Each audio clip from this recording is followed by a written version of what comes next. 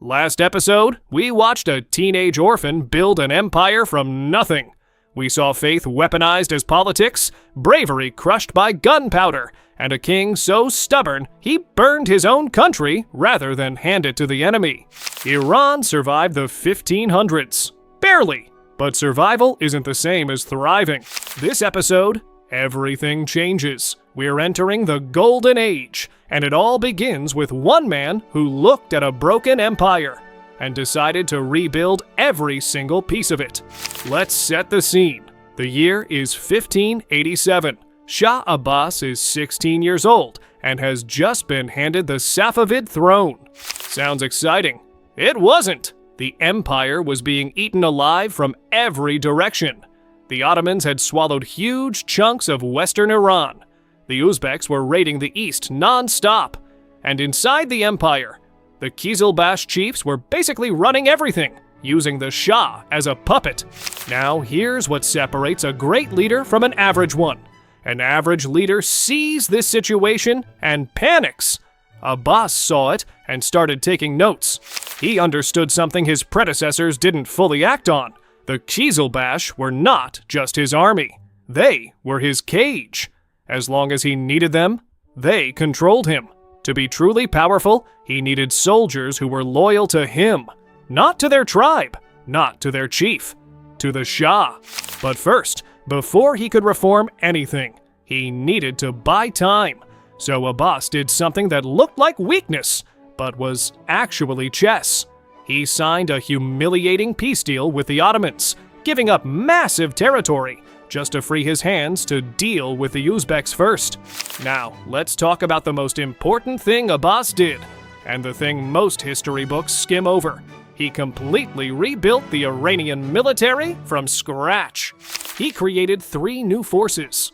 First, a personal cavalry called the Gulam, made up of Georgian, Armenian, and Circassian converts who owed everything to Abbas personally and had 0 tribal loyalties. Second, a musketeer corps, because Abbas had not forgotten Chaldean. He had studied it. He understood that the future of war was gunpowder, and Iran needed to catch up fast. And this is where the story gets genuinely strange, because the people who helped Abbas modernize his army were 2 English brothers who had absolutely no business being in 16th century Persia. The Sherley brothers arrived in Isfahan in 1598, supposedly as diplomats. Robert Sherley ended up staying for years, helping Abbas reorganize his artillery and train his musketeers along European lines. It was one of the most unlikely military consulting gigs in history. The results were immediate. Abbas took his new army east, smashed the Uzbeks, reclaimed Khorasan. Then he turned west and took back everything he'd given the Ottomans in that peace deal. With interest. Military power secured. Borders reclaimed. Now, Abbas turned to something that would make Iran not just powerful, but legendary. In 1598, Abbas moved his capital from Qazvin to Isfahan, and then he proceeded to build one of the most beautiful cities in human history. At the heart of it all, the Naqsh-e Square. Let's put this in perspective. When it was completed, it was one of the largest public squares on the planet. Bigger than the Piazza San Marco in Venice. Bigger than Tiananmen Square is today. It wasn't just a square. It was a statement. Abbas played polo here. He held public executions here. He welcomed foreign ambassadors here. Merchants sold silk here. Poets recited here. It was a throne room, a marketplace, a stadium, and a diplomatic hall. All in one open space. And speaking of silk, let's talk about money, because Abbas wasn't just building pretty architecture. He was engineering an economic revolution. Abbas established the royal silk monopoly. All silk production in Iran was controlled by the state. He invited Armenian merchants from Julfa, relocated them to a suburb of Isfahan called New Julfa, and gave them extraordinary privileges to trade on Iran's behalf across Europe and Asia. The result? By the mid-1600s, there was a Persian saying, "Isfahan is half the world." Not half of Iran, half of the world. That's the level of confidence we're dealing with. Now, here's something that doesn't get taught enough. Shah Abbas was one of the first rulers in the Islamic world to aggressively pursue alliances with Christian Europe. Not for religious reasons, for purely strategic ones. The logic was elegant. The Ottomans were fighting wars on two fronts, against Europe in the west and against Iran in the east. Abbas wanted to make sure those two fronts stayed active simultaneously. Every time Europe fought the Ottomans, Iran could breathe, and vice versa. Abbas sent ambassadors to Spain, to the papacy, to the Holy Roman Emperor, to England. He wrote letters to Elizabeth I of England. He received European artists, hosted Jesuit priests, and allowed Christian churches to be built in Isfahan, not out of conversion interest, but because he understood that religious tolerance was good diplomacy. Robert Shirley, our confused English friend from earlier, was eventually sent back to Europe as Abbas's personal ambassador, an Englishman representing the Persian Shah in European courts. History is wonderfully strange.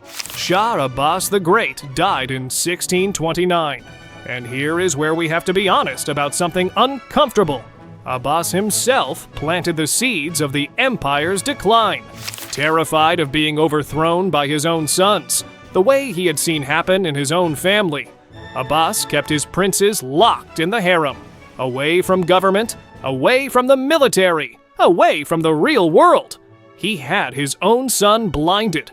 He had two others executed. He was protecting his throne.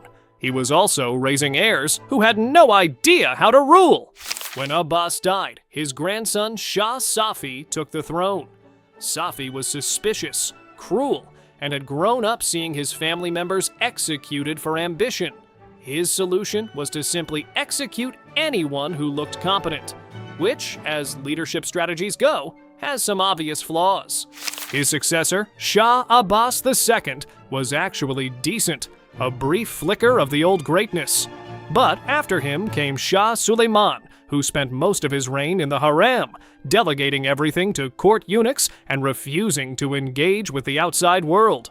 And then came Shah Sultan Hussein, the last Safavid Shah of the Golden Age, a pious, gentle man who was totally, completely, catastrophically unsuited for the chaos that was coming.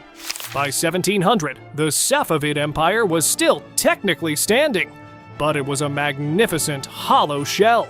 The army was weak, the treasury was strained, the provinces were restless, and in the mountains of Afghanistan, a storm was gathering that would bring the whole Golden Age crashing down. So what did the 1600s give us?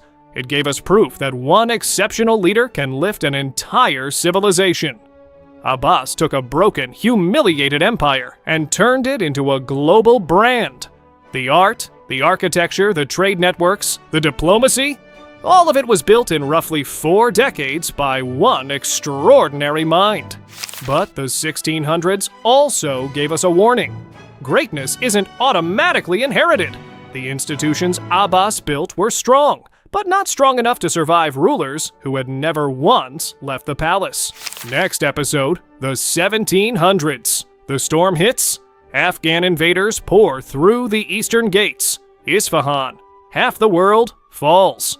The Safavid dynasty collapses after over 2 centuries.